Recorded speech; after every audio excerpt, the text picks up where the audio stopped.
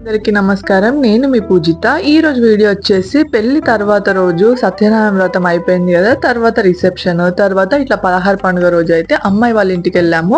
So అమ్మాయి వాళ్ళ ఇంటికి వెళ్ళి అమ్మాయిని తీసుకొచ్చేస్తాం అన్నమాట అత్తగారింటికి. తీసుకొచ్చే ముందే శ్రావణం పట్టు అని పెట్టుకుంటాం. మీ సైడ్ ఉంటుందా లేదా అనేది కామెంట్ చేయడం మర్చిపోకండి. అమ్మాయికి, అమ్మాయి వాళ్ళ మదర్ కి, ఫాదర్ కి, వాళ్ళ బ్రదర్స్ కి అట్లనే పెడతారు అన్నమాట. సో అమ్మాయికి ఇట్లా శ్రావణ పట్టు అనేది ఇచ్చేస్తారు. రోజే బియ్యం కూడా పోస్తారు అన్నమాట, ఓడి బియ్యము.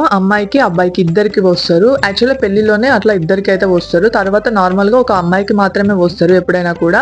సో అమ్మాయి వాళ్ళ ఇంట్లో కొంతమందికి నల్ల పూసలు గుచ్చడం ఉంటది, కానీ మా సైడ్ అయితే మా అత్తగారి ఇంట్లోనే ఉంటది. అంటే ఎవరి ఆచారం ప్రకారం వాళ్ళకన్నమాట.